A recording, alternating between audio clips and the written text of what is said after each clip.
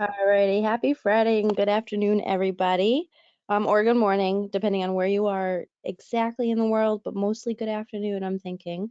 Um, so I wanted to thank everybody for attending today's part two or session two of the series continues for the adults with disability or developmental disabilities series with Kevin Fitzgerald. Today's session is about group home living. Why can't we all just get along?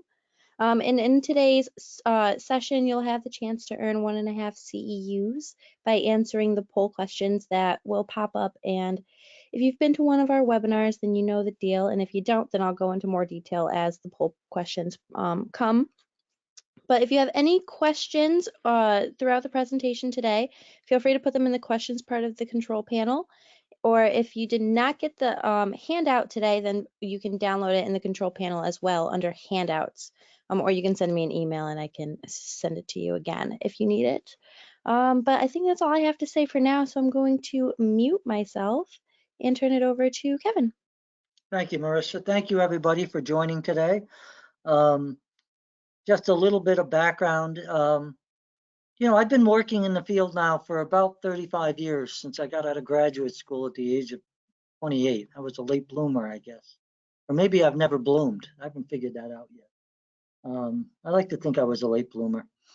And when I got into this field, we were just starting to develop group homes in the community for people that had lived primarily in institutional segregated congregate care settings, which was the model, as many of you know. The younger behavior analysts and just the younger audience probably isn't really all that aware of the history of the way that we've supported people with what we used to call mental retardation, but you don't say that anymore. Intellectual or developmental disabilities is a preferred term, and a couple of years from now it'll be something different than that. So I've spent my entire career really supporting people or attempting to support people living in group home types of models. So I thought it would be worth discussing because I find this is still the predominant model that's out there, although there are many others. And if you'd like to join me next month on December 17th, we're going to be talking about the next transformation, which is the movement from group homes to alternative living arrangements for people with disabilities, which I think you find very interesting because I think that's on the fast track for lots of reasons. But obviously, spending 35 years trying to help people living in group home settings, it's always, well, it's really never puzzled me. It's just an observation that many, many times, 3, 4, 5 people living together under one roof don't always get along. Hence the title of today's webinar, Why Can't We All Just Get Along? Well, that's some of what we're going to discuss today. Some of my observations, some of my ideas about things I think we need to consider when we're planning on putting groups of people together, in some cases that have never even met one another. Always found it rather astounding how we do some of the things we do. And then when the model struggles or breaks down on us, people throw up their hands and go, gee, I don't understand what the problem is. Well, a lot of the times the problems are because of the things that we do or what we haven't done in putting those groups together. So without further ado, let's get to the first slide. So here's a question for you. How have we determined compatibility? So most group homes, it depends on where you are in the country, or most group home models have a minimum, well, two, you gotta have at least two, or it's a single, you gotta have two. And now, in at least out here in the Northeast, which I'm very familiar with, the philosophy has always been the fewer the number of people living together, the better, which I would agree with. If 2 people can live together versus 3 versus 4 versus 6, 7, or 8, I would agree that the fewer people that are in some cases essentially forced to live together, the better off you're probably going to be, right? We all probably want to live with a smaller nucleus of folks around us if we have that opportunity and if we can make that determination, which in some cases they can. So the variability of the model is, when I'm talking about group homes, here in the Northeast, I'm typically talking between three and 4 people. There are exceptions to that rule, 5 or 6 in some cases. The problem is, generally speaking, in the field, we insist at this point, with rare exception, that everybody have their own private bedroom, which I absolutely believe they're entitled to. And obviously, 5 or 6 bedroom houses can be difficult to find and very expensive, if and when you do find them. So not only for that logistical reason, environmental concern, and the limitations of those residences, but the philosophy has always been the fewer people that live together, the better quality of care, the less infighting. That's generally been the philosophy. And my experience has been, I would generally agree with that. However, that is not to say that people who live in a residence together of 3 or 4 folks that are unrelated don't have major problems with compatibility. They do. So the first question is, how does one determine what types of characteristics or attributes might make 3 or 4 unrelated individuals potentially compatible? I don't think to this day there's well, I shouldn't say there isn't a science, God forbid I say that. There's not an exact science for how do you determine how you should pick people that are going to live together. You know, you look at lots of different factors, and I'm going to talk about some of them today in more detail. But you want to increase the probability that the 3 or 4 people that you're putting together in this grouping is going to essentially get along. Again, hence the title. And what does one look for? How do you minimize or decrease the probability that they're going to have difficulties? And there's ways to do that. I think, again, it's not an exact science, but it's based on my many years of working in group homes, and in many cases putting groupings of people together in group homes. And some of them I did a marvelous job. They got along like it was unbelievable, peanut butter and jelly. And then there are other situations where I put groupings together, it was unmitigated disaster. So I've tried to go back and look at all those variables and all those factors and try to share some of that insight with you today. The one thing that we generally look at, even to this day, does it make sense to look at individuals who have similar disability or functioning levels? Well, yes and no. You know, should 3 people that are severely or profoundly intellectually disabled live with an individual who has mild or borderline intellectual disability? Well, maybe, but is that really an appropriate peer group for the person who is mildly or borderline intellectually disabled? Is he going to be able to communicate with his peers? Is he going to have things in common with his peers? Are they going to be able to do things compatibly together based on their level of disability and functioning? Probably not. So, you know, I don't have an answer, but I generally try to put people together that don't necessarily have identical attributes, but there's some similarity and comparability of what their needs entail. And I still think to this day that makes sense. Another factor, should we be looking at personality traits? And I told you before, those of you that have been loyal to attending some of my other webinars, and I know a number of you today attending have been, people with personality disorders is a profoundly larger number of folks out there than we generally acknowledge. So, you know, you put 2 people with borderline personality disorders together in a house, you know, they may try to kill each other. So you really got to look at the personality attributes and characteristics and traits of people. How tolerant are they of people? I have people that don't consider themselves disabled, and if you met them on the street, you wouldn't think they had any disability. You wouldn't know. In fact, sometimes I think it's an improper diagnosis. And they get very upset when they're paired with or grouped with, or even identified as a person with a disability. So obviously, you would want to know the nuances of what that person's thinking was about as you put them in a group where you thought they were going to be compatible and hopefully get along with one another. What types of interests do individuals share, if any? If I have 3 people that are sports nuts, I happen to be one of them, and they live with a 4th person that's not interested in sports, couldn't care less. And then a lot of the groupings have to do, a lot of the outings or activities are structured around sporting events and baseball games, and maybe going to watch the Bruins play a hockey game. Well, that's going to be a problem for that one person who doesn't give a crap about any of that, right? So interest patterns, what do they like to do? Where do they like to go? Those are all considerations, I think, when you attempt to put a group together or try to make an existing group more compatible. What is it that makes for a potentially good grouping? Well, all the things I think I'm talking about, which is basically taking all of these factors into consideration. What are placing individuals together simply based upon an existing vacancy and simply hoping for the best with no prior analysis or assessment likely to be successful? Well, come on, guys, the answer is no.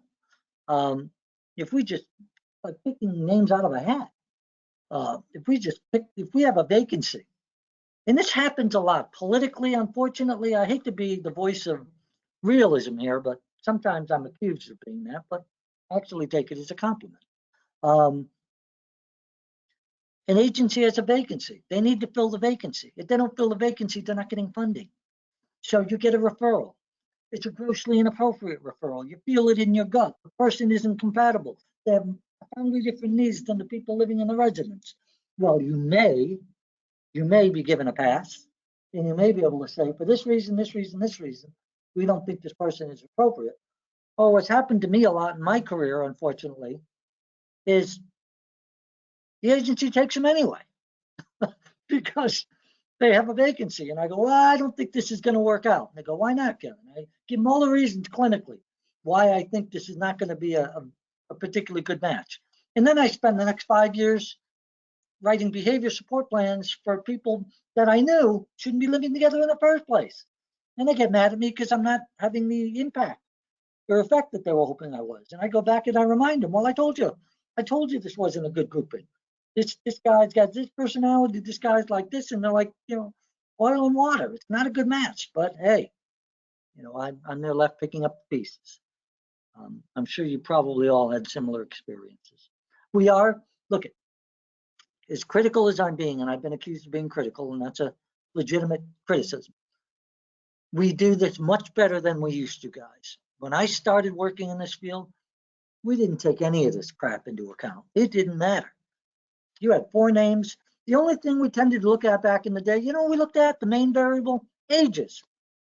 We didn't want to put a 20-year-old with a 60-year-old because, the 60-year-old presumably is only going to live maybe 20 years, and the 20-year-old is going to live 60 years, I guess.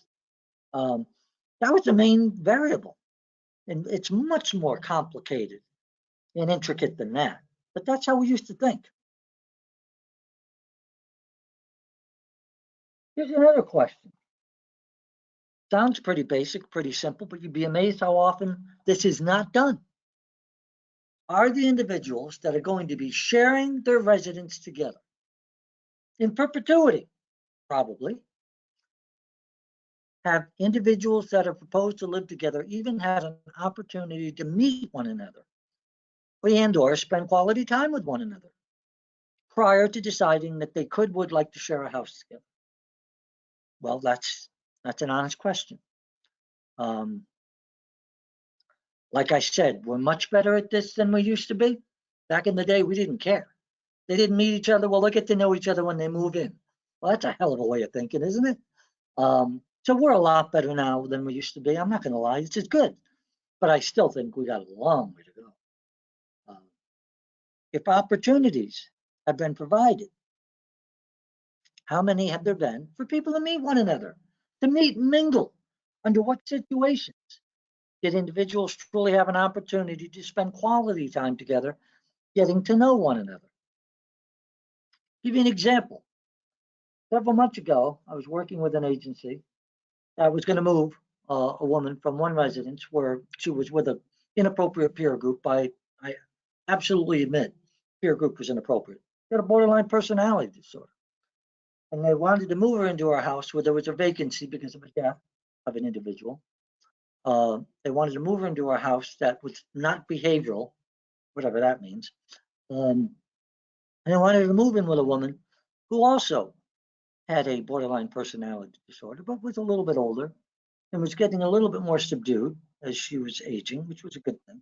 But I also knew she had the potential to blow up at any moment. So the agency decided, now this was probably close to a year ago, not a year ago, but in the midst of COVID, right? When the restaurants were closed, when, you had to wear masks everywhere. Well, you kind of still do, I guess. But to make a long story short, we arranged for this woman, and I'm not revealing who it is or the agency for the sake of anonymity. I actually went with the staff, met him at a local restaurant down near the shoreline in Connecticut, just as the restaurants were opening up for business again. And I met him there, and the two women came, and they had a great time. Now, think about this. They had, and I'm not saying they wouldn't get along, but they were just able to go out for the first time in months. They were at a restaurant that was highly preferred. They were eating food and desserts. I did have to partake and indulge, I'm not going to lie, which I don't usually do. How could you not have a good time, right? I mean, we were out and about and people had been on lockdown and it was a beautiful thing. So do you think those two ladies did anything other than compliment one another and tell each other how wonderful it would be if they lived together? And absolutely, one of them even had a drink with some alcohol in it because you could have one drink. My point is this: if you took that single opportunity, that single experience of having them spend an hour and a half together in that kind of a milieu, in that kind of an environment, and you judged the probability that they were going to get along harmoniously, indefinitely, based on that one circumstance, I think you'd be doing yourself a disservice. And of course, that's exactly what happened. People wanted to say, Kevin, how does it go? I said, oh, it went awesome. They went, really? You thought it was going to be a problem? I didn't think it was going to be a problem. I didn't think they'd get along as good as they did. And then I started to break down for them. They went to this restaurant, they had this, they were out for the first time literally in months, they were with preferred staff. Both of the ladies kind of liked me, so I joined them, which was kind of unusual. Who the hell wouldn't have a good time? And the agency wanted to forge ahead. Okay, then we're ready to move them. I said, well, wait a minute. You might want to back off a little bit here. And I don't want to be a pessimist, but I wouldn't go full steam ahead based on that one experience. I don't know if they did or they didn't, but I think they probably did. Anyway, that's just an example. If the individuals are nonverbal and or have very limited expressive communication abilities, how have we assessed whether or not there seems to be a potential friendship or at the very least a tolerance for one another? So, some agencies actually do it the right way. Unfortunately, they're in the minority, I think. They invite, first of all, they screen a person. They look at some of the variables that I talked about. Everything looks like it's a decent match. They maybe invite that individual to come to the house for lunch or dinner to spend time with the individuals just to see how they get along.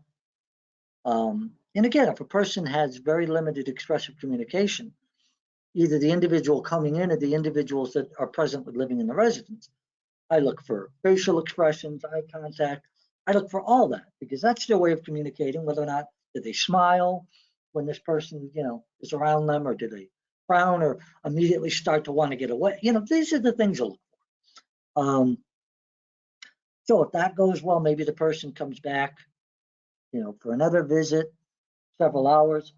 Maybe they go on a community outing together as a group, see how they get along out in the community. In other words, there's a transition, there's a process, there's some rational, regimented way of trying to move this thing forward. It doesn't have to take months. I'm not talking about that, because the urgency is oftentimes to fill that damn bed. So it can be done fairly quickly, but it doesn't have to be a week. It doesn't have to be 6 months. But I believe there should be some time to attempt to determine compatibility when all the individuals can be in the collective presence of one another. I just think that's probably the best evidence you're going to have. And even that's no guarantee. Because going to a freaking ball game is different than living under a roof with someone 24/7 who has all kinds of quirks and idiosyncrasies you didn't know about till you got there, and now you're not so thrilled with them. You know, things could change very quickly. Anyway, so here's some other potential triggers that can cause problems. Does one or more individuals living in the residence have extensive family involvement and go home frequently to visit parents or siblings, while one or more of the other residents living in the home have no such involvement? This is just a reality. There are some people with disabilities that have extensive family involvement. So extensive, I don't wonder sometimes why they don't live at home. That's a good thing. That's wonderful. I'm very happy for them. And then there are other people that have no family involvement whatsoever and haven't for many, many years. So when they see a person going home, when they know a person is going home for a weekend, when they know a person is going home for significant holidays, and they're not, that can create potential problems. Jealousy, reflection and introspection on what they don't have in their lives, all the things that tend to happen around the major holidays, which we're on the cusp.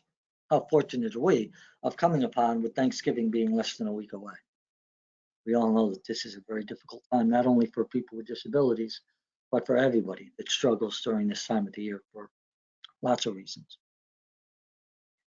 Another consideration: does one or more individuals living in the residence regularly attend a day or vocational program, while one or more of the other residents living in the home does not? It's another thing I look at. Now, this can create problems on both ends. Here's how it works.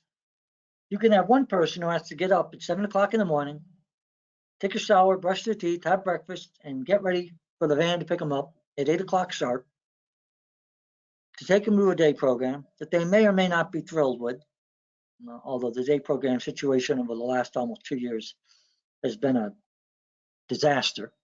And then you got this other guy living in the house, through no fault of his own. He's in his PJs, ready to watch a rerun of last night's Boston Red Sox game as they're reclining in the lounge chair eating their cereal, and the other guy's rushing out the door. You can see how that can create some problems. The guy sitting there watching the Red Sox rerun, eating his cereal in his jammies that looks all comfortable, might actually be very jealous of the fact that his housemate has a place to go and a routine that he or she doesn't have. That can be a problem. Or the individual is rushing out the door saying, why can't I stay home like Joe? Why does he get to stay home all day and I got to go to a day program? This isn't right. This is bull. I've seen that too. So it kind of goes both ways. But be aware of that too when you're either evaluating why people are struggling with one another, or even better, which we're oftentimes not in a position of doing, when we're putting these groupings together. Another variable, another factor I look at: does one or more individuals living in the residence have an expansive network of friends and a very active social life or schedule, while one or more of the other residents living in the home have no such involvement? So I have people that are social butterflies, man. They're out and about every freaking day. They got something scheduled every afternoon, every night, every weekend. I'm happy for them. They live a very fulfilling social life. They have a large group of friends and acquaintances, and they're out and about, and they're home primarily to eat and sleep. That's the kind of life they have. You may have other individuals living in that same house that can't even relate to any of that. They don't go out that often. They don't really have any close friendships, no real significant others in their life. The main people that they identify with and always have identified with is staff that get paid to work with them. So you can see how that could be a big problem or an issue for some folks as well. And again, I'm just trying to point out some dynamics that I've seen over the years that can cause some tension or discord that I'm trying to make you aware of if you're not already. Although I suspect as I'm raising some of these points, some of you are probably nodding and thinking in your own experience, yep, I've seen that. Yep, that's happened to me. So I'm pretty sure that most of you that have worked in the field with adults before in group home settings can relate to a lot of what I've said so far. Before we go to poll question number 1, let me just put out there if anyone has any questions about anything that we've talked about up until now. And I'll wait a minute or so you can entertain that thought. Alrighty, so let me launch poll 1. Okay, everybody. So, Well, I don't want to launch poll yet. oh, okay. Well, I It's just okay. That's okay. Let's do the poll, then we'll take questions. That's fine. okay, sweet. So, all right, everybody, here's what the polls look like. And if you've never been to one of our webinars, then that's what they look like. And if you have, then you know exactly what to do. Just put your vote in to the interface itself. If you have trouble with the interface, then you can put your answer in like a Word doc or the body of an email and send it to me afterwards. And that will perfectly suffice for your participation. Just make sure that you do answer these poll questions. If you are going to need a CE certificate, we need your participation in order for you to be eligible to earn your CEs. So, okay, so I'm going to shut this down in about 3, 2, and okay. So it looks like, oh, 100% of everybody said true. Wow, that's impressive. I thought a couple people would say false to that one. No, it's true. And I'll bet you they're saying true, not only based on because I said it, but because it's been their experience that people oftentimes move in with one another. And the first time they get to meet one another is when that person moves in. And I think that's shameful. All right. Any questions from anybody on anything you want to take exception to, support, refute? I'm here. Bring it on. I don't see any questions as of yet. Nothing. I don't know. That always scares me when there's no questions. It's either we're hitting a home run and they can relate to everything, or they're so disenchanted they're not even going to bother asking. Where do you think we are, Marissa? I I think you're hope it's doing, the first one. I was going to say, I think you're doing a good job. I hope it's the first one. Well, we'll find out. Okay, let's move on. Couple more triggers. Lots of triggers. Again, things to look at when considering putting groupings together, preferably, although oftentimes not the case, trying to deal with the issues that behaviorally, clinically, that are arising from the group. More factors that I look at. Does one or more individuals require extensive hands-on assistance care from direct support staff while one or more individuals residing in the home do not? So let's just be real. Through no fault of their own, many of our people require extensive physical hands-on care. They may be paraplegic, quadriplegic, they may have cerebral palsy, they may have all kinds of potential physical issues in addition to significant cognitive limitations that mean that that individual requires a tremendous amount of hands-on, what we refer to as hands-on assistance and support from direct care staff. It's not a bad thing, it's just a reality. Some people can shower independently, some staff have to do it entirely for them, and it takes 2 or 3 people to get them in a handicapped accessible shower. That's just the uniqueness of individualism. That's nothing to be concerned about, it's something to be celebrated, but it's a reality.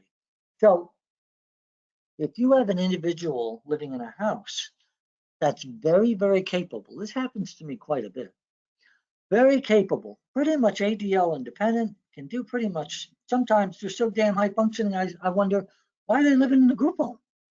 Shouldn't they be in some alternative model, like the ones we're going to talk about in December? Yeah, they could be. There can be a lot of resentment, because by default, that person with the level of needs that I previously described gets a lot of attention. It's not attention because they're willfully acting out so that the staff will respond to them. They need that kind of attention and support to be able to survive and function. Not a bad thing. It's not a judgment thing. It's just it is. But that interpretation from someone else's perspective could be, hey, this isn't fair. This is bull. I got to go and I take my shower and I do everything on my own. And I don't get any credit for it, and nobody really, reinforces that or makes a comment on that because it's expected, and that's what I do. And then this other guy, he gets 2 or 3 staff in there. He takes him a half an hour. I take a 5-minute. So come on, this isn't fair. I think oftentimes some of our folks think that way. Another trigger, another fact, and these are kind of related. Does one or more of the individuals have well-developed expressive communication skills and capabilities, while one or more individuals residing in the home do not? Well, in addition to having said so many times in my life that not enhancing, assisting individuals who have limited expressive communication is probably the #1 sin in the field, because communication affects everything. You can see, this is just an observation, again, not a criticism. I'm not here to be critical. I'm just here to share my observations. A lot of staff will migrate to those people that they can have a conversation with, where it's reciprocal. I'm sorry, but it's true. Not all the time. Whenever I see a residence where I see that dynamic kind of going on, where the staff are spending, maybe 80% of the time with the people that can have reciprocal communication and expressly communicate and have a conversation and share thoughts, ideas, feelings, etc. And then I see maybe 1 or 2 other people living in the residence that have very limited expressive communication. And I don't see the staff interacting with them because they're not getting that reciprocal reinforcement. I point out to them, hey, just because this person isn't capable, you don't leave them out. You don't make them feel isolated. You bring them in, you engage them. They're entitled to that even more, or arguably, because of their limitations in expressively communicating. So you better pay special attention to those guys. And again, it's not a criticism, but this does happen a lot. It took me a long time in my career. I would go into environments, many environments. I continue to go into many environments, which there's such a diversity of people being served or supported. I'm not going to lie. Don't you think I realized that I tended to migrate immediately over to those people that were waving at me? Hey, who are you? Yeah, I'd go over there and we'd have a conversation, and then there'd be other people around. I don't do this anymore. I've learned. I'm capable of learning. Some of you may question that, but it's true. But early in my career, I tended to avoid, not purposely, not maliciously, not intentionally, but I didn't pay as much attention to those people that couldn't expressively communicate because I didn't know how to interact with them when I first started. I wasn't going to get that much back from them. So I'm going to go to those folks where I'm going to get the biggest bang for my buck. Obviously, many, many, many years ago, you'll be happy to hear, I figured out that that was a problem for me, as I think it is for many of us. And I made a conscious decision. Now, more often than not, it's interesting. If I go into a setting with maybe 8 to 10 people of a profound diversity of physical and cognitive disabilities, you know who I tend to go to now, right? Yeah. Those people that can't speak, those people that are more profoundly disabled, because so I've done a complete reversal. And like I said, I don't do it on purpose. It's just kind of now where I migrate, where back in the day, I used to migrate. See, so I think I am capable of learning. I think I learned that, and it was a very valuable lesson to learn. Another trigger, does one or more of the individuals receive a disproportionate amount of staff attention or interaction, while one or more individuals residing in the home does not? Again, this kind of parallels what I said about the expressive communication. People that have engaging personalities and similar interests of staff and can share stories and are gregarious and all those other attributes, those are the folks that tend to get a lot of the attention, support, dialogue, reciprocity from the staff. One of the biggest problems in this field, and I see it persist, is how easily we can forget about those that are relatively silent, And it's very sad. And I get emotional even talking about it because I still see a lot of that. I see a lot of people that are kind of off in a corner. They're not hurting anybody, not doing anything, um, but they're left to their own devices for much longer periods of time without actively being engaged than I think they should be. While I see the staff responding and intervening with the people that I described previously. Does every person living in the house have equal opportunities to engage in activities, particularly community-based activities with staff? Or is everything always scheduled as a group act? So, think about it. Even though group home is a relatively antiquated label, I still call them group homes because it's a group of people living in a home. I don't see anything wrong with it. People like community living arrangements and community living residences. Okay, whatever. I think we all know we're talking about the same thing. So I still call them group homes. I guess I'm kind of old school. But the problem with calling them group homes is that we tend to think in a group mentality.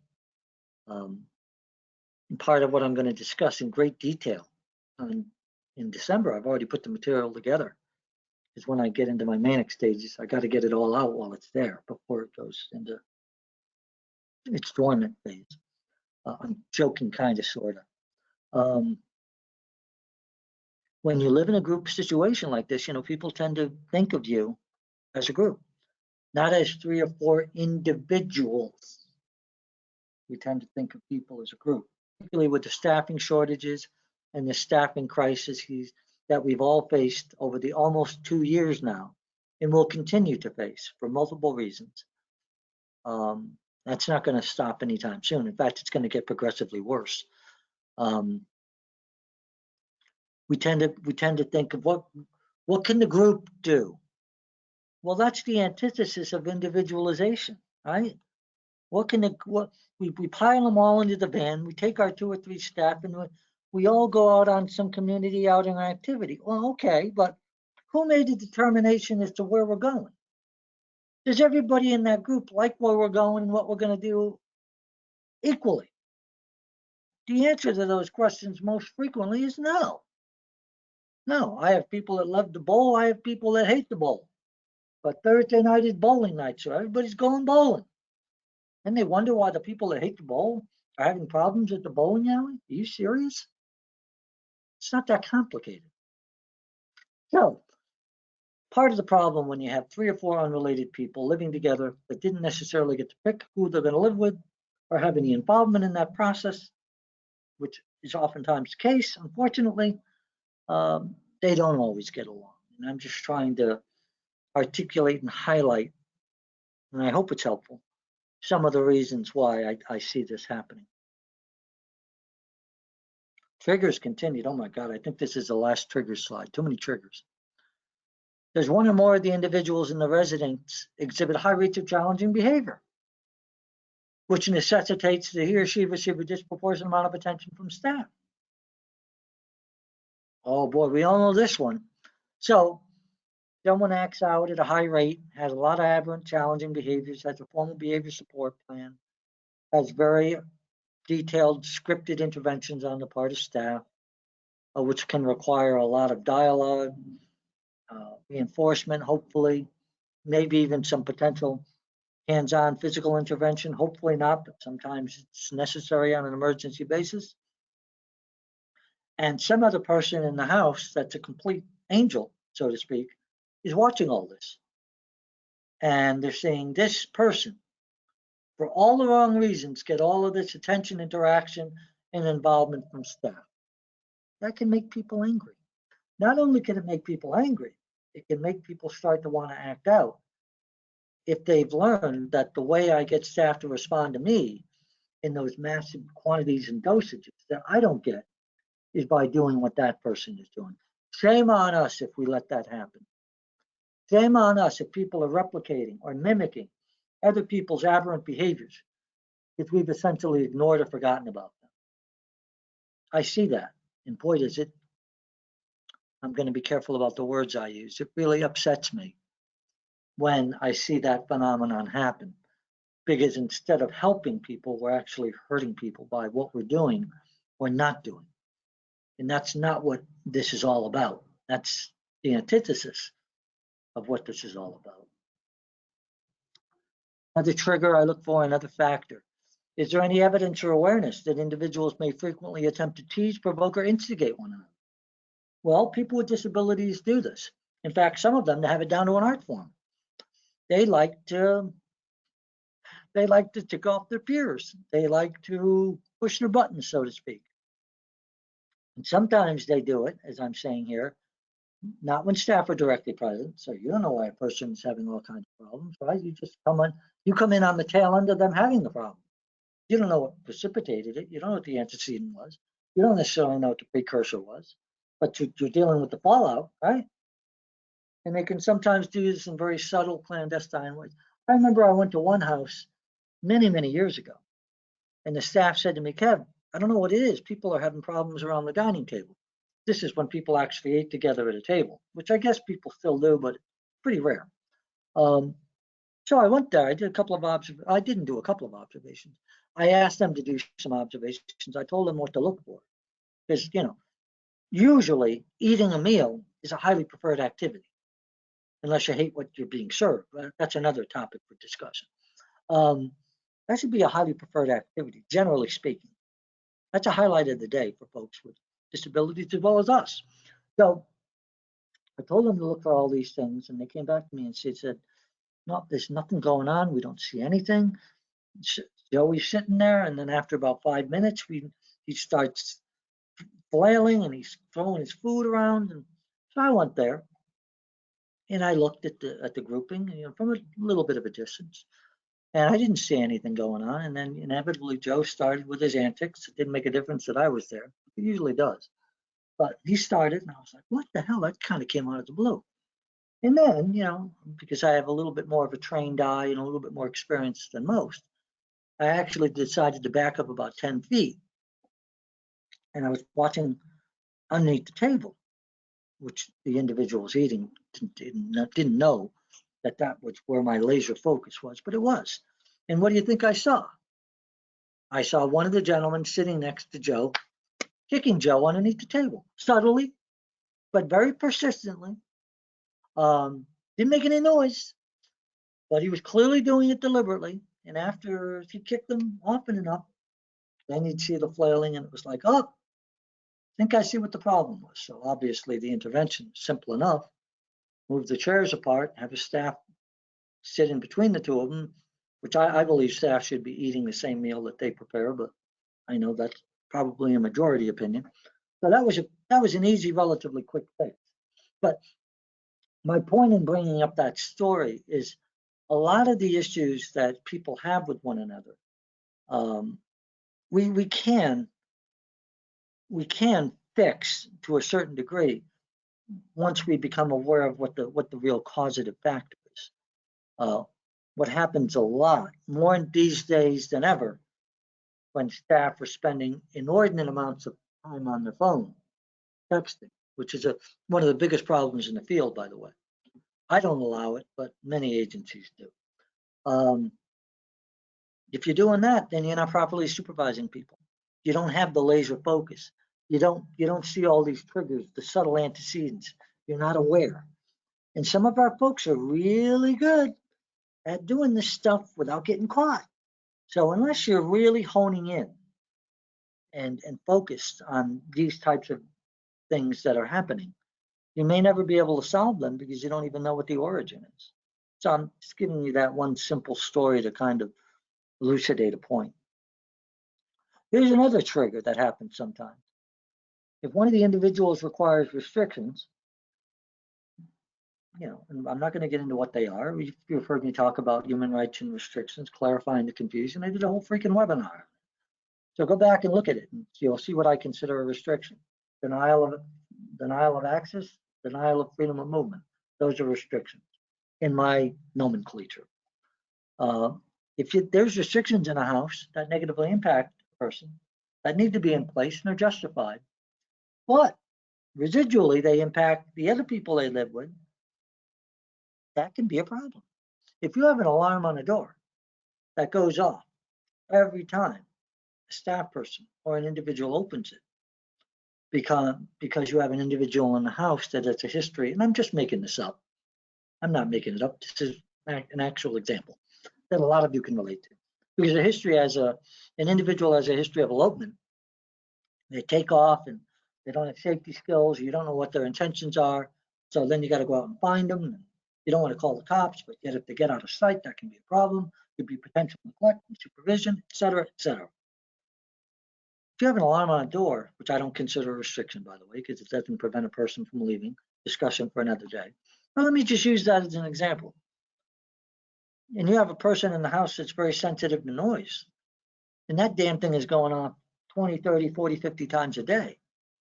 Do you see how annoying that could be? What if it's locked sharps? What if a person can't have access to knives? So this person that has no problem using a steak knife appropriately has to ask permission to get a steak knife from a staff person to cut their steak because they're locked up. That could be annoying as hell. What if there's a restriction on internet access because of a person goes to inappropriate websites? And that impacts other individuals in the house to be able to freely, independently, and appropriately access the internet. That would tick me off. So again, I don't want to belabor the point. I think I've given you enough examples. Those are the kinds of things you might want to be aware of and take a look at, because they can impact the dynamics in a negative way as far as people living harmoniously with one another. Environmental considerations. Well, applied behavior analysis is all about modifying the environment to change behavior, right? So let's look at the environment. Have we carefully looked at the layout of the residence and strategically placed people in specific locations accordingly? So what's the configuration of the house? Where are the rooms located? Where are the staff going to be positioned?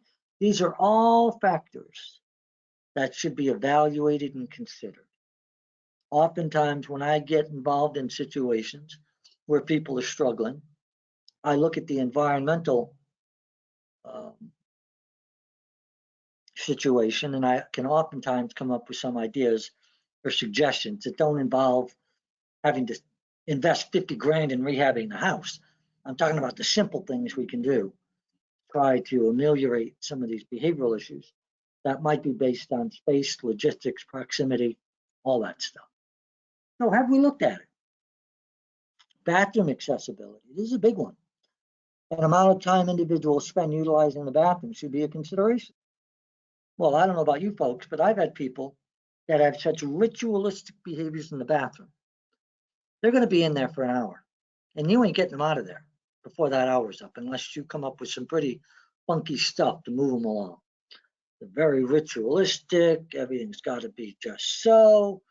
The whole process of bathing and showering is very broken down and very ritualistic and repetitive, and it's got to be done just a certain way. And then, you know, if that's the only bathroom in the house and you have people outside, not outside, outside the door, which presumably is locked, that desperately need to utilize the bathroom, and you tell them to wait a few minutes, and a few minutes is actually going to be, it's going to be at least another half an hour, you got a problem on your hands, right? So how many bathrooms are there? Where are they? Are they being used by some people for excessive periods of time that impact the needs and requirements of others? Take a look at all this stuff.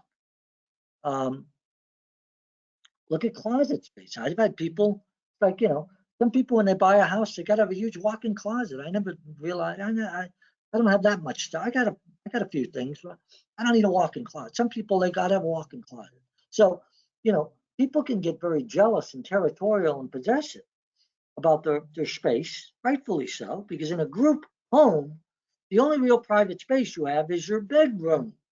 Everything else you share by default, whether you like it or not. All right. So closet space, proximity of bathrooms to bedrooms, these are all things to look at.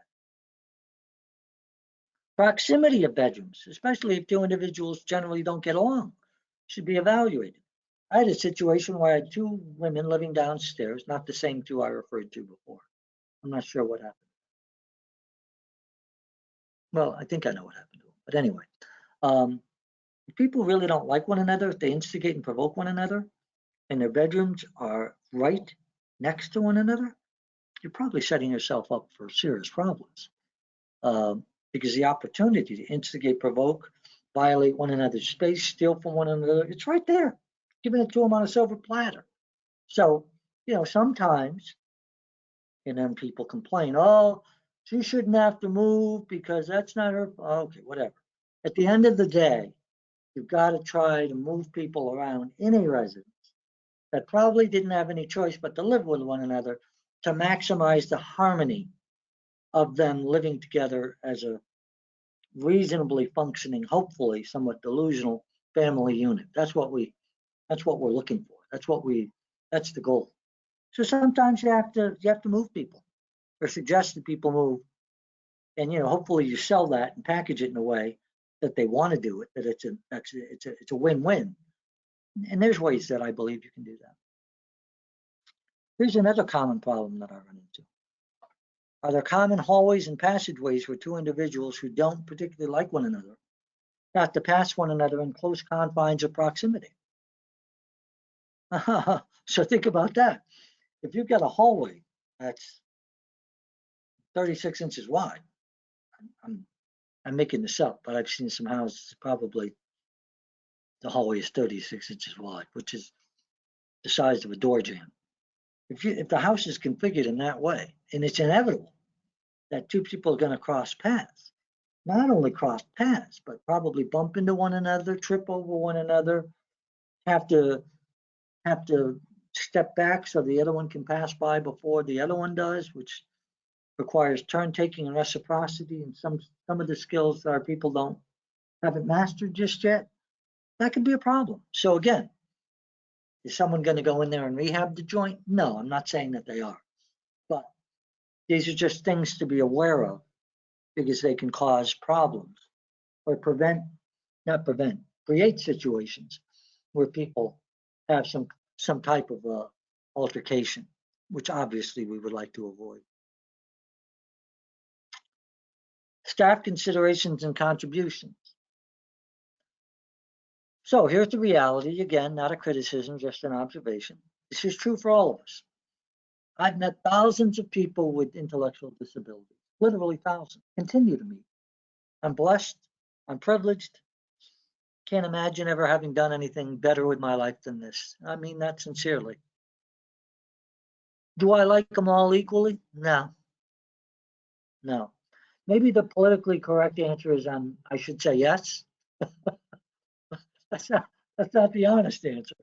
The honest answer is we don't like all of the individuals that we are privileged to work with equitably. And that's okay. I don't like all my coworkers equitably. I have some friends that I like more than others. This is just a reality of life. The likeness scale varies. And it's true for the people that we support. I always treat everyone with respect and dignity and support them to the best of my ability. But if you truly ask me, and I'm not going to name names, would you prefer to go out to dinner with this person or that person? You have to pick one. I'm going to pick one. And in some cases, it's not going to be that difficult a choice. So I think you know what I'm talking about. So it is frequently the case that staff may like one or more individuals more than others. This is not a criticism, simply an observation. And other residents may pick up on this and become upset or jealous as a result. They may then target that individual that they perceive to be the favored one. So again, be aware of this. We're all guilty of it, but I'm guilty of it, but I'm not as guilty of it as I used to be.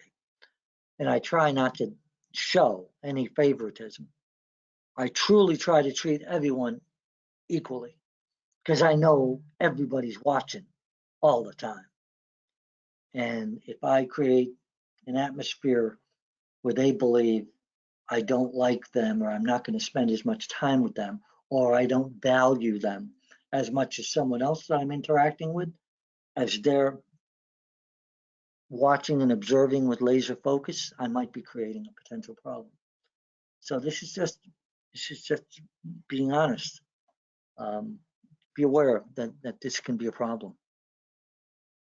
Not only for ourselves as clinicians and behavior analysts, which we have to be even more aware of, because we're truly supposed to be the role models for how other people are supposed to interact and treat our individuals when we're not directly in their midst or in their presence. Have we considered, or are we regularly holding house meetings? Usually I find this works well on a weekly basis, where all individuals have an opportunity to speak about their experiences, issues, what might be troubling them, etc.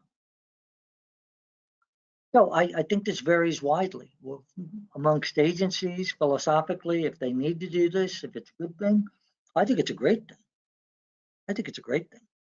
I remember when my dad, God rest his soul, Irish Catholic family, when he would say, "Okay, guys, it's time for a family meeting." I was like, oh, this isn't going to be good. He didn't usually call those family meetings to tell us how good we were doing. I'll just leave it at that. Love you, Dad. Yeah, we had family meetings, and more important than our opinions, he would tell us how he thought we were doing, or not doing so well, and we would kind of attempt to modify our behavior accordingly. But I think it's really important that people have an opportunity to talk as a group, how they're doing, how they're getting along. If there's anything that's going on in the house that's a problem for them that they'd like to share, so we can attempt to resolve it collectively, communally, as a group. I think I've attended a number of these meetings, and I think when they're conducted and they're conducted well with a good agenda and an idea as to what we're seeking for outcome, this can be phenomenal.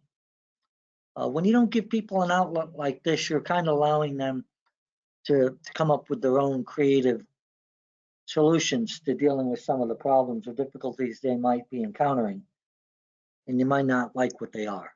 So I really think this is great. Lastly, but not leastly, do the residents as a group.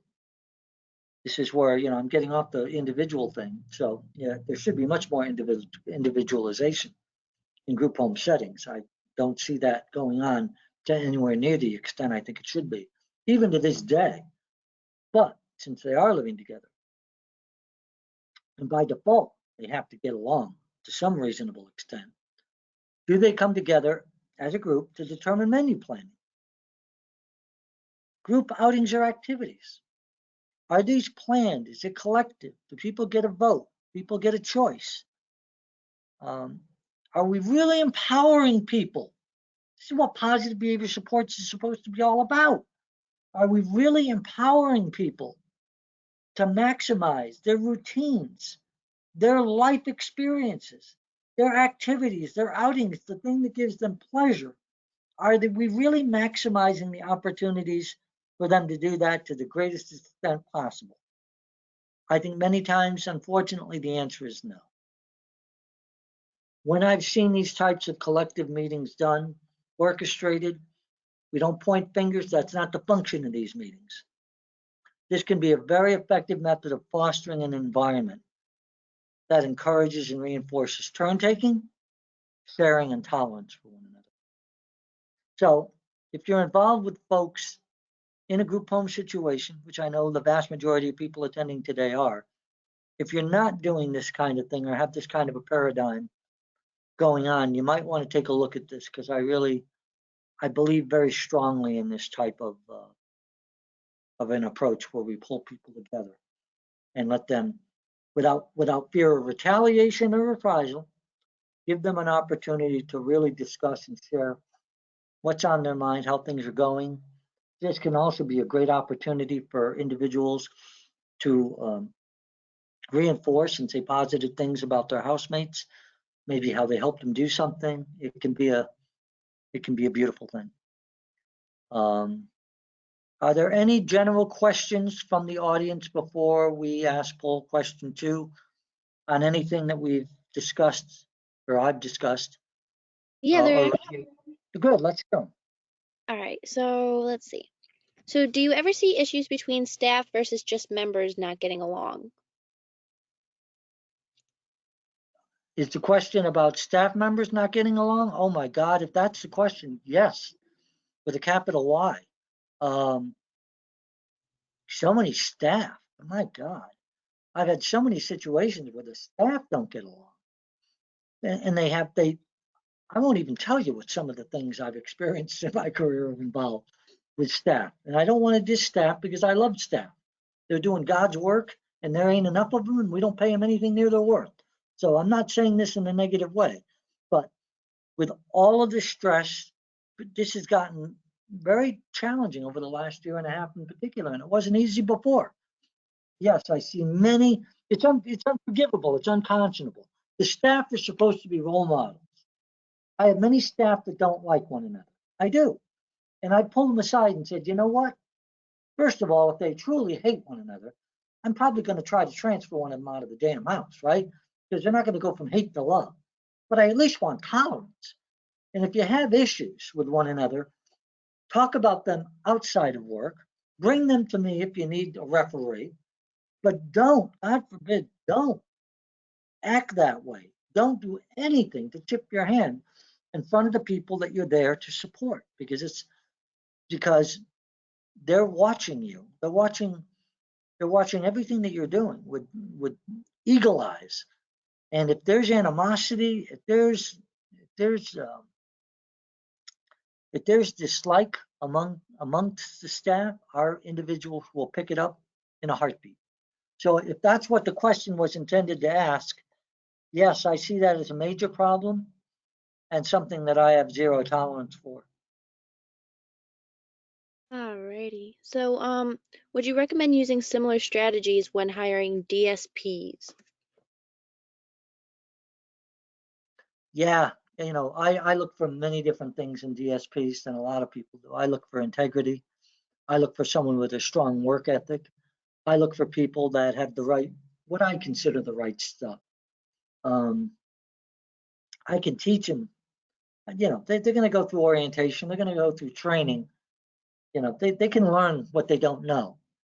But if they have integrity, if they have character, I believe they're going to be a good role model for our folks. They're clearly not taking the job for the money. We don't pay them enough. And there's many other jobs that are a hell of a lot easier that pay them a lot more. If those are the kind of attributes I'm picking up on from DSPs, I'm hiring you. Um, it doesn't necessarily impress me. I'll give you an example. A lot of people get impressed by a staff person who comes in and says, oh, I've got 20 years of experience. Oh, great. That might be a benefit. There might not be a benefit at all. Where did you work? How did you work? What circumstances did you leave under? What are your philosophies about supporting people with disabilities? Do they think that they're custodial caretakers and they're there to cook, clean, and mop the floor like many people do? Or do they really understand the dynamics of providing care and assistance and support to people with disabilities in a really dynamic and meaningful way? Um, that's what I look for when I'm hiring DSPs. Alrighty. So, okay. Let's see. I will be working with young women who have young children of various ages who, the women, have been rescued from human trafficking. The group home is in South America, so the culture is different from my own. One of the things I'd like to look into is the layout of the residence. However, how do you suggest I balance that with the cultural emphasis on the family? Does this make sense? The family may not be biological, but if two young women were rescued at the same time, they may feel as though they are family, but their children may not be the same age, and that may cause problems due to night wakings, discipline, etc. Don't take offense. I'm not even going to attempt to answer that question because that's got so many moving parts. No, I'm not going to avoid. I never avoid a question, but in this case, I might make an exception. What I would ask that person to do, because that's not something I can answer spontaneously. I got to look at the information that they're presenting, which is significant. Culture, different country, rescued, PTSD, trauma, living together, dynamics of that. That's complicated. Um, on my best day, that's complicated. So what I would encourage that person to do is ask me that same question in a written format, give me some time to think about it and process it, send it to my email address, which you have, and I will absolutely try to weigh in. I don't know how helpful I'll be, because a lot of what you just described, I've never had to deal with. I'm just being honest with you. That doesn't mean I'm going to run away. I'm going to try to give you my best information that I can, my best guidance, but that's not something I can answer extemporaneously, and I guess I wouldn't even try. All right, we better go to the poll question because that one threw me for a loop. Let's go to something easy. Alrighty. All right, everybody. So environmental awareness and considerations are important factor or variable. True or false? All right, thank you for voting so quickly, everybody. Oh wow, I'm going to shut this down in maybe like 3, 2, oh, everybody voted. Thank you guys. All right, so it looks like everyone, oh my goodness, and everyone got it right. Everyone said true. You're jinxing this because we've never had in these webinars. You know what I'm about to say. And It's a we're good one Friday. poll question away. So we've never Don't say had. anything. I know, I don't want to jinx it. Nope. Great job, guys. Thank you. Oh, that's absolutely the correct answer. But I don't want to jinx the third poll question. Any other questions for now? Or God, I hope they're easier than that last one. There are a couple more if you wanted to do Give me one more, but don't make it anything like that. I got a headache. them. All right, so regarding house meetings, would you suggest staff and volunteers be present? Volunteers, as though people that work in the residences are volunteers. That, if that's what they're asking. I don't have residences where staff work there and not get paid. I can't even find staff that are willing to work for that I'm willing to pay, let alone someone who's volunteering. No, if you have people that are volunteering and they're a significant part of the staffing pattern, and they're there and they're making meaningful contributions, sure, I don't see why not. Well, have them invite them to the party, invite them to the meeting, along with staff, obviously. I'm just not, I don't have anybody.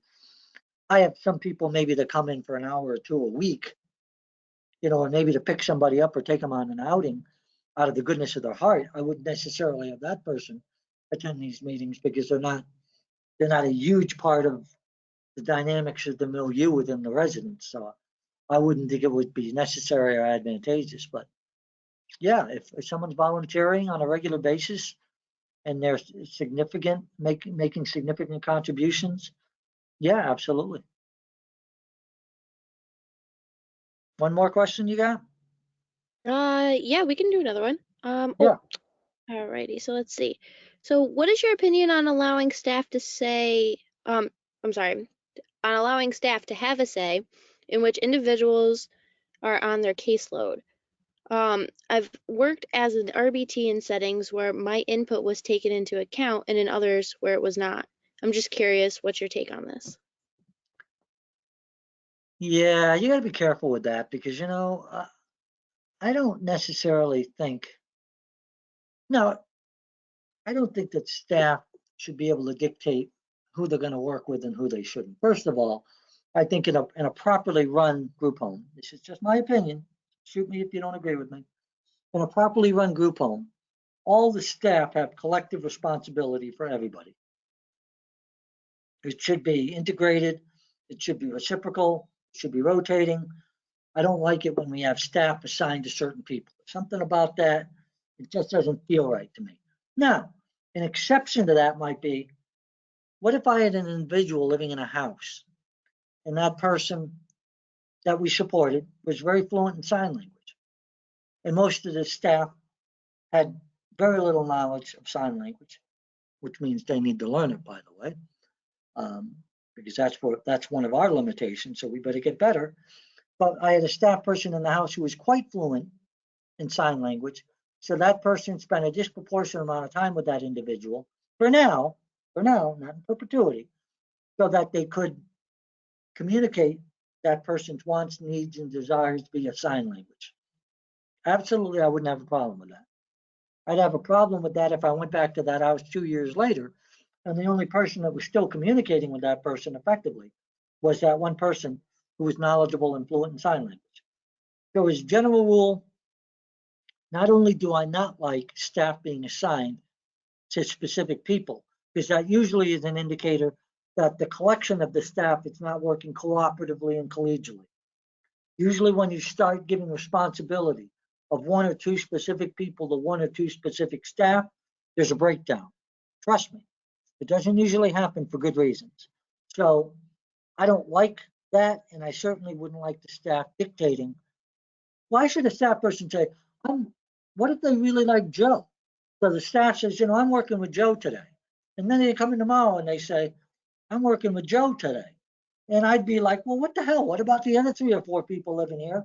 You're a cool guy. You're a nice guy. You like to do lots of things. What about them? And he said, no, me and Joe, we're just buds. We're best buds. We really get along. This is the way it's going to be. That's wrong on so many levels. I wouldn't even know how to address it. All right, let me move on. There'll be time for more questions, I promise. Not like that other one, though, my God. Just kidding, shorter. So here's something to think about: group reinforcement. We never talk about this. We rarely talk about individual reinforcement. Have we developed or implemented some type of interdependent or independent group behavioral contingencies where the group may receive collective reinforcement for interacting with one another in consistently dignified, polite, and respectful ways? I rarely see this done, and I'm not going to lie, I don't do this all the time. Why? Because we're scrambling right now just to provide bare bones clinical and behavioral support services. So putting something like this in place on a more cerebral, orchestrated level probably isn't going to happen right now, but that's not an excuse not to do it. So maybe at these weekly meetings, maybe, just an idea, I've done it for some people, not enough at the time, I'll admit. Maybe at these weekly meetings, we have some kind of data. That's a dirty word these days. We have some kind of data where we are measuring the cohesiveness, the harmoniousness, if there is such a word, the collegialness, if there is such a word, of the people living together that week. How helpful they've been, how they've reciprocated, how they've supported one another, how they've done things for one another, how they've taken turns, how they've been polite to one another, respectful to one another, et cetera, et cetera. And maybe based on that data, at the staff meetings, at the house meeting, it's not a staff meeting, it's a group resident meeting, really. Maybe have some type of a recognition of that, maybe some tangible reinforcement.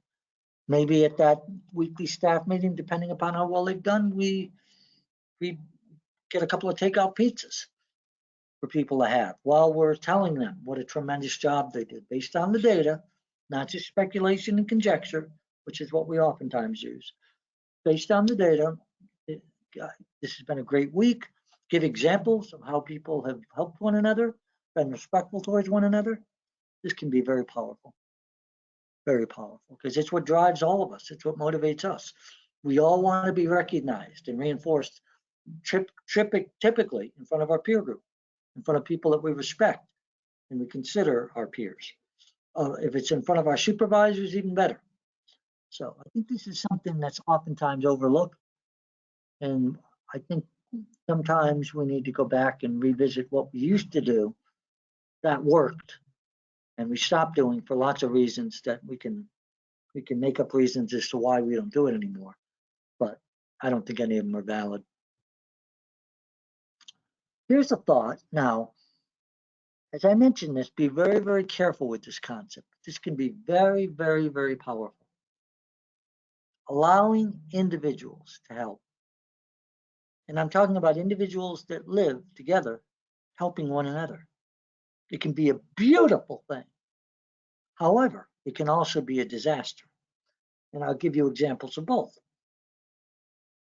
I've had quite a bit of success when one individual who is higher functioning and more capable than one of his or her peers is allowed to help the housemate by carrying out various tasks or activities that the individual might not be able to do for him or herself. Examples might include bringing objects or items to that person that they can't retrieve by themselves, assisting the individual with various household chores or tasks, maybe even gently, there's a reason why I boldface that word, maybe even gently pushing the individual's wheelchair to a designated location if they are incapable of propelling the wheelchair themselves. Not only does this tend to eliminate or alleviate some of the jealousy the person may be feeling, but it also gives them a tremendous amount of pride and accomplishment when they provide assistance to a peer, particularly when it is reinforced by staff. Not only do I not think this is encouraged, I oftentimes see it discouraged. A housemate finds out that a person needs help with something. Oh, I'm going to get his laundry basket. He can't pick that up by himself. No, no, no, don't do that. That's the staff's job. Really? Why is it the staff's job? Only, exclusively. I don't get that. If the person can pick it up, if he's not going to throw out his back, if it makes him feel like he's doing something good and being helpful, guys, isn't that the reason that we got into this field? That's the reason I got into this field, because I want to help people. Maybe not as, you know, as directly in that simple activity as that, but I want to help people. I think people with disabilities have the same intrinsic desire to help people. So when there's an opportunity to help, again, don't be reckless about it. I'll give you an example.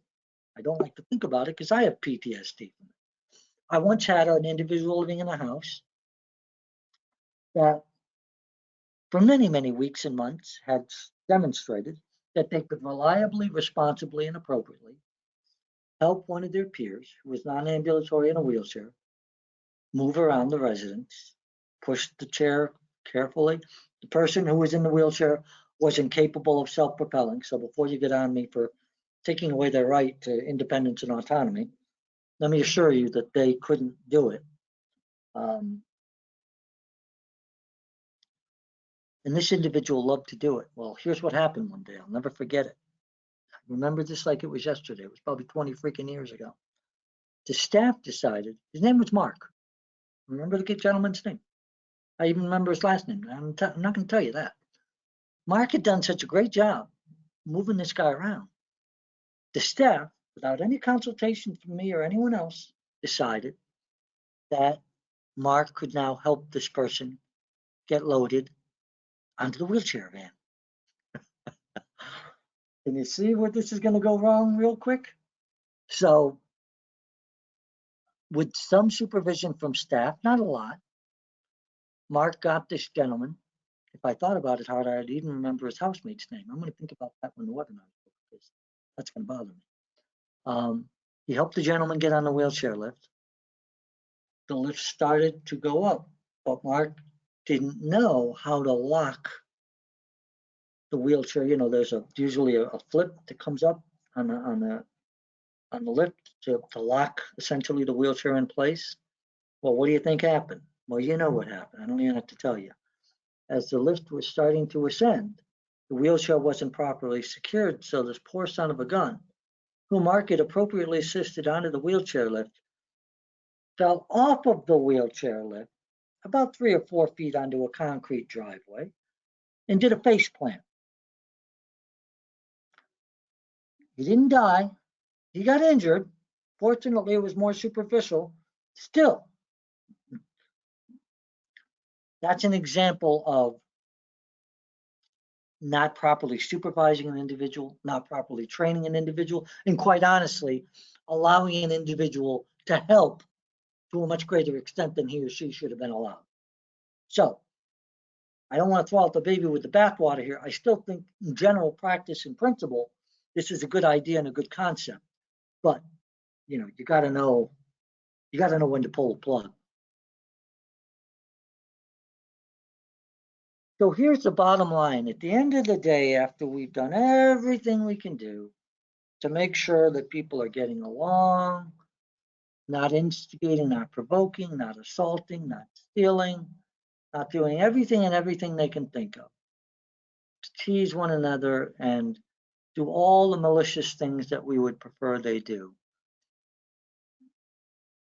There are situations. Now, these are rare, but they do exist. So to deny that they exist is kind of foolish. There are situations where two individuals, now, two living in a house of 3 or 4 or 5 or 6, you have two individuals that have a long-standing pattern of not only disliking one another, borderline hatred towards one another. You tried to resolve this every possible way you can. Behavior support plans, reinforcement, every type of environmental modification you could consider. I've had a couple of situations in my career where this has happened. And they want me to teach two people that hate one another to kind of love one another. I don't know how to do that. Sometimes I can actually make them at least tolerate one another. But sometimes the dislike for one another is so deep that there's really no way that you can resolve it. So there may be times when it might be advisable to offer the opportunity to move to one of the two individuals into another residence or location. I do believe, now, this is not my default. I rarely, ever, I think in my 35 years, 36 years now of doing this, and I'm going back in memory, I can think of 2 situations, 2 out of hundreds, thousands, where I said to the agency, you know what? You got to move one of these guys. And they look at me like I got 3 heads. And what do you mean we got to move one of them? And I'm like, they hate each other. We've tried every behavior support plan under the sun, every intervention, everything. We've moved. We thought about this from every conceivable. We tried to medicate them to like one another. That didn't. We've tried everything. They continue to barely tolerate the presence of one another, living and breathing. They got to move. And sometimes, ultimately, rarely, that is the solution.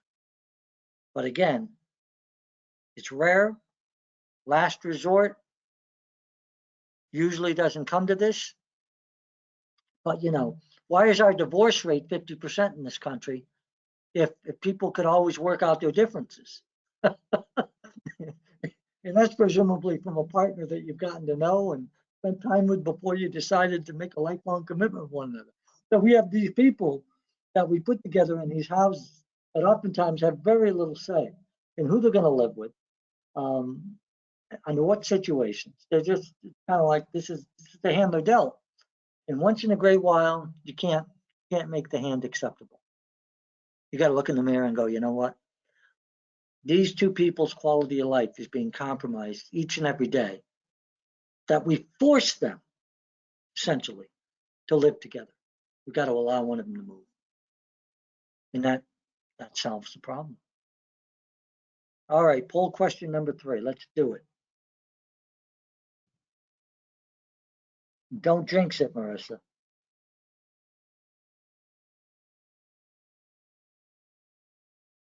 Are you there? Alrighty, everybody. So you should never allow one individual to attempt to assist. Can you hear me? Yes.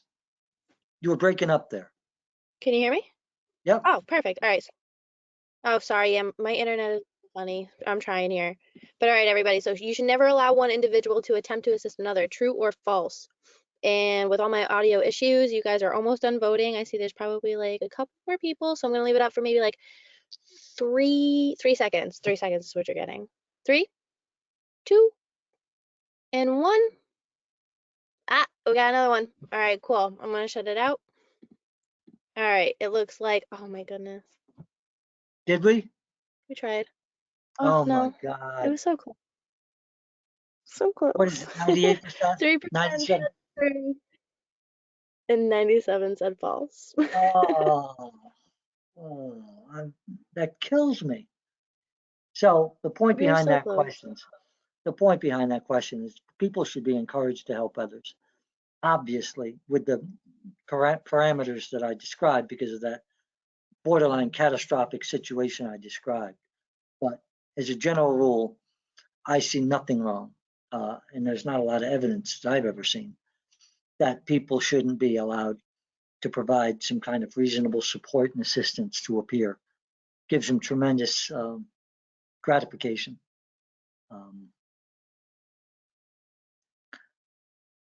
We're 2 minutes early, but we have lots of time for questions if people have any. That pretty much wraps up today's webinar. I hope this has been helpful. Hope it's given you some things to think about when you assess and evaluate the groupings and how people are getting along. And not only that, but let's think more proactively. If we're developing, if you're in a capacity in your respective agencies where you can have some influence over these groupings, that's where I really would like to see you get involved, because a lot of our job, guys, quite honestly, is doing damage control. I don't mind doing damage control. It pays the bills. But you know what? If I can prevent a lot of these potential situations from occurring by being involved in the actual formulation of who's going to live together and looking at all of those factors and variables and considerations we discussed today, doesn't that make a lot of sense? It sure does to me. So thank you, everyone. And I'm going to stick around for questions and answers and let Marissa wrap it up. All right, everybody. Thank you for attending today. Happy Friday. So I will have if all of your CE instructions for your certificates to you Monday morning. So think about maybe right before lunchtime, you guys should probably have an email or should check your email for that. So let's see. I don't need to say anything about purchasing because you guys had to purchase in order to attend. So that just cut out a lot of my spiel there. But I wanted to thank everybody for attending on this fine Friday. And Kevin, thank you for doing this with us again. And oh, please go and grab a seat for part 3. This is the final session in this additional 3-session part of this series. So go ahead. It's on December 17th. You can go ahead and grab that on this in the store. And we'll see you guys around then. If you wanted to stay around for the Q&A, feel free to put your questions in the box, and I'll start reading them off. And if you needed to go for another appointment, then you did meet your CEU hours and you are free to go. Thank you, But okay. everybody. Appreciate it. I'll stick around for the questions if there are any. Alrighty, yeah, there's just a couple. So let's see. Okay. So do you implement group reinforcement for staff members for positive interactions with each other? I haven't, but I think that's a great idea.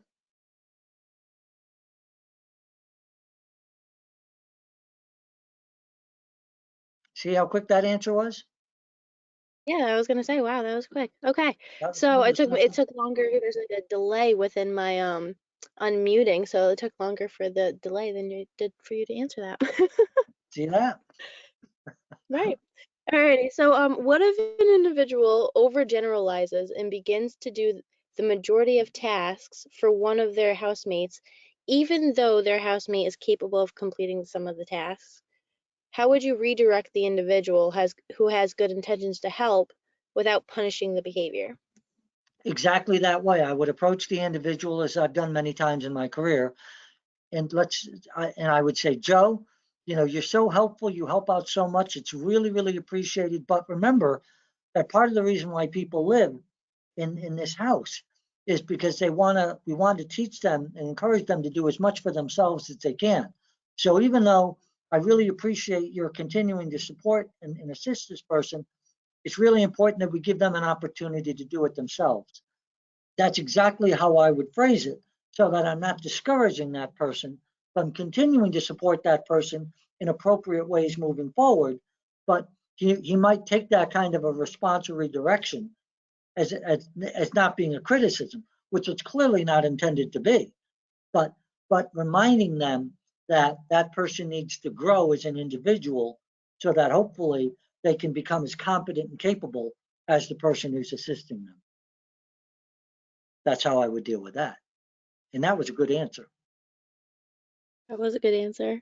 Alrighty. So, additionally, if staff continually ask the client to assist with one of their housemates and now the individual is starting to boss their housemates around, how can we stop the individual from bossing them around while encouraging them to continue to be helpful? I'd need some more details on that to answer that specifically. So that would be one where I would absolutely encourage that person. Wait a minute, why didn't I put my website up here? Where's Premier Behavioral Solutions? Come on, it's right there in my little icon on the bottom. I would recommend, encourage you, I really want you to send that question to me. And what usually happens when I get these more probative questions that are a little bit more involved, and I'm not trying to be difficult, and I never avoid anything. Well, I do avoid a few things. I just like more detailed information before I can really generate a response, which I don't want to do here because other people are listening and what have you, and we're talking about a specific situation. So I would encourage that person to contact me through my website, and we'll probably have a little bit of a dialogue with me asking you some detailed questions, and then hopefully I'll be able to give you a better answer or an answer at all. Alrighty, so this is actually the last question that we have. We only had a couple. So, what strategies do you utilize to enhance staff relationships with members' families? Oh, again, that's a loaded question because I know exactly why that person is asking that question. It's scary.